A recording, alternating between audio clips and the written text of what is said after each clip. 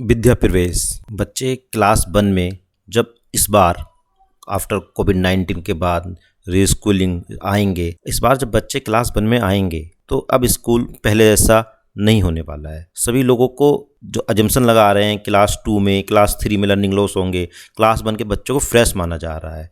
पर क्लास 1 में भी जो रिक्वायरमेंट, जिस तरह की रेडीनेस की ज़रूरत होती है, क्या वो बच्चे उसको तैयार हैं? एक स्ट्रॉन्ग ईसी एलिमेंट्री लेवल पर प्री स्कूलिंग हो जानी चाहिए, वो मिस हो रही है, उस और लोगों का ध्यान नहीं जा रहा है। अब उसको ही भरपाई के लिए, उसके लर्निंग लॉस को पूरा करने के लिए एनसीईआरटी लेकर आया है विद्या प्रवेश। ये मॉड्यूल है ग्रेड 1 के लिए। तो जो foundational stage and national education policy 6 year मान रही है, 3 साल से 9 साल को, पहले तो ये बात क्लियर हो गई है। 3 से 9 साल की जर्नी को किस तरह बांटा गया है? प्री स्कूल 1 3 से 4 साल, प्री स्कूल 2 4 से 5 साल के बच्चों के लिए, प्री स्कूल 3 बाल बाटिका जिसको कहा जा रहा है 5 से 6 साल के लिए। तो बच्चे को ये 3 स्टेज के बाद ग्रेड 1 में आना है 6 से 7 साल की एज में। अभी बच्चे क्या हैं कि अचानक से कोविड-19 की वजह से स्कूल बंद रहे, बाल बाट प्री स्कूल 1 2 3 हुए हैं, नहीं हुए हैं, या किस स्टैंडर्ड के हुए हैं सब जगह। तो इसलिए ज़रूरत पड़ती है जब ग्रेड 1 में बच्चे स्कूलिंग शुरू करेंगे तो उन्हें एक इसका थोड़ा सा एक्सपोजर, रिवीजन, रिफ्रेशर टाइप में मिल जाए। उसी का नाम है विद्या प्रवेश। ये जो मॉड्यूल जिसकी एक्सप्लेन मैं इस वीडियो में कर रहा हूँ, वो एनसीईआरटी ने बनाया है, वो यहाँ पर फिट बैठता है। जो आप देख रहे होंगे येलो कलर का है। 3 मंथ का प्ले बेस्ड स्कूल प्रिपरेशन है बच्चों के लिए। यानी जब ग्रेड 1 के जो लर्निंग आउटकम्स तय हैं स्टेट के द्वारा या जो भी आपको पढ़ाने हैं, उनसे पहले आप बच्चों को रेडीनेस करोगे, स्कूल की तैयारी करोगे। उसमें क्या पढ़ाओगे? अब यहाँ पे बड़ा डाउट रह जाता है कि हम जब बच्चों को पढ़ाना है ग्रेड 1 में, है ना, क्या पढ़ाएं कि 1 2 3 पढ़ा दें, ABCD पढ़ा दें, हिंदी में ANR पढ़ा दें। तो उससे पहले भी कुछ होता है क्या? ये सोचना, टीचर कौन सी एक्टिविटी कराएं, ये थोड़ी दुविधा हो जाती है। तो इस मॉड्यूल में बिल्कुल क्लियर बताया गया है कि क्या पढ़ाना है, कैसे पढ़ाना है और क्या आपको अचीव करना है, क्या आपके आउटकम है। तो इसी को हम आगे और समझते हैं। तो पहली बात तो ये मॉड्यूल किसके लिए क्लियर हो गया, मैं रिपीट कर देता हूँ। ये मॉड्यूल है ग्रेड 1 में स्टार्टिंग के जो 3 मंथ होंगे तब यूज करना है। क्यों यूज करना है? क्योंकि आफ्टर कोविड-19 के बाद बच्चे स्कूल आ रहे होंगे, तो ये जो 3 प्री स्कूल 1, प्री स्कूल 2 और बाल बाटिका का टाइम है बच्चों का, ये मिस हुआ है। इस लर्निंग लॉस को कवर करने के लिए इसको लाया गया है। इसका जो मेन पर्पज है, स्कूल, फैमिली और चिल्ड्रन, जो लर्निंग होती है वो पूरे होलिस्टिक होती है। न केवल स्कूल केवल लर्निंग की जिम्मेदार है, न केवल फैमिली, न केवल चिल्ड्रन। जब तीनों ये अच्छे से एक दूसरे के साथ कोरिलेट होते हैं तो ये बच्चे की लर्निंग अच्छे से बढ़ती है, सीखती है। इस प्रिंसिपल को मानते हुए ये मॉड्यूल आगे बढ़ रहा है। तो स्कूल को अपनी सर्टेन जिम्मेदारी दी गई है कि exploration, problem solving, critical thinking की जिम्मेदारी स्कूल करेगा। फैमिली एक warm, caring, supporting, joyful learning environment घर में बनाए रखे, बच्चे को अप्रिशिएट करे, एनकरेज करे, उसके फिजिकल एंड सोशल इमोशनल उसे ध्यान दे। चिल्ड्रन की जिम्मेदारी सब सीखना तो अनंतोगत्वा उसे ही है। वो जॉयफुल्ली लर्न करे, इन हेल्थ को, अपनी वेल बीइंग को रखे, इफेक्टिव कम्युनिकेटर बनना है, बिकम इन्वॉल्व लर्नर बनना है और इमीडिएट एनवायरनमेंट से उसे जुड़ना है। इसके लिए इस मॉड्यूल में 3 गोल सेट किए गए हैं। डेवलपमेंटल गोल 1, जिसके अंदर motor skill, fine motor skill, eye hand coordination, socio emotional development, health, nutrition, hygiene and safety आते हैं। Development goal 2, talking and listening, reading comprehension, writing with purpose, development goal 2 में रखा गया है। डेवलपमेंट गोल 3 में sensory development, cognitive skills, concept related to environment and number sense को रखा गया है। ये 3 गोल अचीव करने हैं। तो मॉड्यूल जो बच्चे क्लास 1 में आ रहे हैं उनके लिए कितने दिन का है, कितनी देर तक इस पर काम करना है, 3 मंथ या 12 वीक, कैसे काम करना है, 5 डेज वीक में काम करना है, 4 आवर्स डेली इसको देने हैं। अभी तक हम यहाँ तक क्लियरिटी बना ली है। तो आज की वीडियो में हम ये जानेंगे, इसको थोड़ा डिटेल में जानते हैं करना कैसे है और क्या हम आउटकम पाने वाले हैं। तो करना कैसे है? स्ट्रेटजी प्ले बेस्ड पेडागोजी है। तो आप देखेंगे इसके अंदर 3 चीज़ें 3 मंथ के मॉड्यूल के लिए चुनी गई है: प्ले, इंट्रैक्शन, एनवायरनमेंट। प्ले जब बात कर रहे हैं तो free play and guided play. Free play बच्चे अपना आप से कुछ खेल बनाते हैं, खेलते हैं, आपस में बातें करते हैं, जो वो देखते हैं दिन भर या ऑब्जर्व करते हैं उसके आधार पर अपने खेल बनाते रहते हैं। तो वो उन खेलों की अपने लिए इंपॉर्टेंस है, उसको नहीं रोकना है। कुछ गाइडेड प्ले भी होने चाहिए, उससे आगे बढ़ाना है तो उनको हम एक सेफ एनवायरनमेंट दें। कुछ रूल होते हैं गेम्स के, उस और उन्हें बताएंगे और गेम कराएंगे। दोनों ही अपनी अपनी जगह जरूरी है। मटेरियल जो हमें देने हैं हम दे रहे होंगे। तो प्ले के अंदर फ्री प्ले, फ्री प्ले पे मैं बार बार स्ट्रेस दे रहा हूँ कि हम स्कूल में हम सोचते हैं गाइडेड प्ले, बस हम ही जो बता रहे हैं वो वाला खेल खेल लें, पर फ्री प्ले जो खुद खेले जा रहे हैं बच्चे, जो मटेरियल जो हम उसे दे रहे हैं उस मटेरियल से कुछ नए खेल बना रहे हैं। यानी हमने मटेरियल तो बनाया था लूडो खेली जाएगी, पर उससे बच्चों को चोरी खेल रहे हैं, तो उन्हें खेलने दो, वो फ्री प्ले है, उनके अपने रूल हैं। पर जो हम गाइडेड प्ले करा रहे हैं उसकी अपनी इंपॉर्टेंस होती है, तो दोनों की अलग जगह है। इंटरेक्शन बच्चों का आपस में, बच्चों का पेरेंट्स के साथ में, टीचर्स का, वो ऑब्जर्व कर देख रहे हैं बच्चे औरों को इंटरेक्ट करते हुए। मटेरियल के साथ इंटरेक्शन, बॉल दीवारों के साथ इंटरेक्शन, दीवारों पे क्या टंगा हुआ है, ये सारा इंटरेक्शन पेडागोजी का बहुत ही इंपॉर्टेंट होने वाला है। तो इस पर हमारा विशेष ध्यान देना है कि हर इंटरेक्शन मीनिंगफुल हो, चाहे वो हमारे पूरे क्लास को मैनेजमेंट की बात हो, रिसोर्सेज को, ऐसा मटेरियल हो, चारों दीवार हो, स्कूल की बिल्डिंग हो, उनके घर पे उनके पेरेंट्स हो, टीचर्स हो और पीयर्स हो, तो सबका इस इंटरेक्शन से ही लर्निंग आगे बढ़ने वाली है। और जो तीसरा पार्ट है एनवायरनमेंट, बच्चा एनवायरनमेंट को ऑब्जर्व कर रहा है, उससे स्टिमुलेशन से सबसे ज़्यादा इसमें उसका सीकिंग सिस्टम है, बढ़ रहा होता है, देख सोच रहा होता है क्या हो रहा है, दुनिया को जानने की कोशिश करता है, उसे समझने में हमें उसकी हेल्प करनी है। इसको अभी डिटेल में हम इस यहाँ पे लिस्टिंग भी की गई है, कैसे क्या क्या वो पॉइंटर हैं जिन पे हमें ध्यान रखना है, उसको भी देखेंगे। हमारी पेडागोजी सिंपल सी है, प्ले, इंटरेक्शन और आसपास से जोड़ते हुए, परिवेश से जोड़ते हुए, उसकी जो लर्निंग है, जो उसका पूर्व ज्ञान है उसे यूज करते हुए, उसके एनवायरनमेंट को यूज करते हुए हमें सिखाना है। अच्छा, जब कुछ प्रोग्राम चलता है तो असेसमेंट भी होता है, पर असेसमेंट पेपर पेंसिल कुछ सवाल पूछ कर उसका हम तुरंत अपनी राय नहीं बनाएंगे कि बच्चे ने सीख लिया है या नहीं सीख लिया है। असेसमेंट को बदलने की ज़रूरत है, क्योंकि एक टेस्ट से आप किसी को जज नहीं कर सकते। तो शुरुआत से इसका ध्यान रखा गया है, ये पहला टेस्ट है कि पहली बार बच्चा पढ़ रहा है, तो यहाँ से अब जितने भी असेसमेंट आप करें तो वो एक होलिस्टिक होने चाहिए। उसे स्कूल बेस्ड असेसमेंट जो NCERT या जो NEP जिसकी कवायद करती है, बात करती है, यहाँ पे असेसमेंट को आप देखेंगे ऑब्जर्वेशन करना है, जो बच्चा कर रहा है सिचुएशन में, वो चीज़ों को समझ रहा है नहीं समझ रहा है लर्निंग प्रोसेस में, तो एक तो ऑब्जर्व करेंगे उसको, कुछ उसका रिकॉर्ड रखेंगे कि जैसे जो बच्चे ने आज किया उसको हम सोशल रिलेशन में क्या किया, बच्चे ने लैंग्वेज कैसे दिखाई, इंस्ट्रक्शन में कैसा किया, इस तरह के डेट वाइज कि भाई 10 तारीख को बच्चे ने आज अच्छे से बात कर रहा था, उसके बारे में टीचर को रिकॉर्ड रखने हैं। पोर्टफोलियोज बनते रहेंगे, बच्चा कुछ कुछ काम कर, डेली कुछ एक्टिविटी कर रहा है, कंक्रीट चीज़ों के साथ खेल रहा है, क्राफ्ट बना रहा है, पेंटिंग करेगा, आर्ट करेगा, तो रिकॉर्ड के तौर पे उन सबको उसकी नोटबुक में एक पोर्टफोलियो तैयार हो रहा है। यानी जब हम बात कर रहे हैं तो सबूत के साथ हमारे पास कि बच्चे, हम कह रहे हैं बच्चे के ड्राइंग में इंटरेस्ट है, देखिए उसने ड्राइंग बनाई है, हम कह रहे हैं बच्चा बहुत अच्छा क्राफ्ट कर लेता है, तो कैसे हम उसके पास वो क्राफ्ट किए हुए हमारे पास होने चाहिए, बातें हवा में नहीं हो रही हैं। तो पोर्टफोलियो बहुत ही इंपॉर्टेंट टूल होने वाला है। कुछ चेकलिस्ट होंगी जो मैं पहले से ही निर्धारित हैं, किन किन पॉइंट्स को हमें ध्यान रखना है, उनको हम टाइम टाइम पे भरते रहेंगे, जो बच्चों के ट्रैक करने में हमें हेल्प करेंगी और सिखाने में हेल्प करेंगी। बड़ी बात, क्योंकि हमें ध्यान रहेगा क्या सिखा छूटा है, अभी क्या और सिखाना है। कुछ रेटिंग स्केल हैं कि बच्चे परफॉर्मेंस जो है हमें गाइडेड है कि इतना होना चाहिए, अब बच्चा हमारा कहाँ पर है, रेटिंग स्केल बच्चों को समझने में मदद करने वाले हैं। कुछ पोर्टफोलियो को एनहांस करने के लिए हम फोटोग्राफ ले सकते हैं बच्चे काम करते हुए, कुछ वीडियो क्लिप बना सकते हैं आजकल, तो वीडियो क्लिप फोटोग्राफ, तो ओवरऑल हमारी जो हम बात कर रहे होंगे बच्चे के बारे में वो हमारी सपोर्टिव डॉक्यूमेंट के तौर पे हेल्प करने वाली हैं। पूरे दिन के रूटीन को, जो 3 महीने की जो मॉड्यूल की बात कर रहा हूँ मैं अभी, जिसके पे हफ्ते में 5 दिन है, 4 घंटे देने हैं, ये 4 घंटे किस तरह जाएंगे बच्चे के साथ में, है ना। 3 मंथ का जो मॉड्यूल है 12 वीक का, तो सबसे पहले ग्रीट एंड मीट, तो अच्छे तरीके से बच्चे का स्वागत हो, कुछ बाल कविता हो, जो भी हम करना चाह रहे हैं बच्चे को, उस मीटिंग स्टार्टिंग करनी है।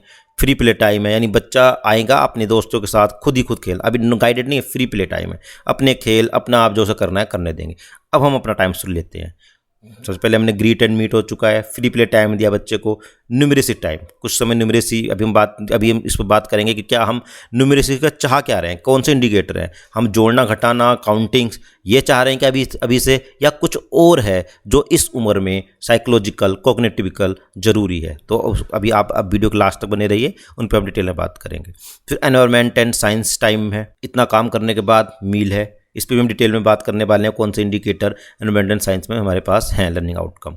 मील हो गया बच्चे का, उसके बाद लैंग्वेज एंड लिटरेसी को टाइम दिया गया है, आउटडोर प्ले, खेलने का टाइम है, गुड बाय टाइम है। तो ये पूरे दिन का शेड्यूल बना दिया गया है, इसी पीरियड को फॉलो करना है। यहाँ कहीं भी टाइम मेंशन नहीं किया गया, आप देखेंगे, है ना। तो हमारे पास 4 घंटे हैं और 4 घंटों को अपने हिसाब से हम मेंशन कर लें, क्योंकि उस उम्र में कितनी देर हमें न्यूमेरेसी या फ्री प्ले, तो थोड़ा आगे पीछे करने की गुंजाइश भी है, पर इस एक सिक्वेंसिंग हमें मिल गई है, इस सिक्वेंस को फॉलो कर रहे होंगे। बहुत ही शानदार एक्टिविटी हम बच्चों के साथ जो कर सकते हैं, जो मॉड्यूल में दी गई है।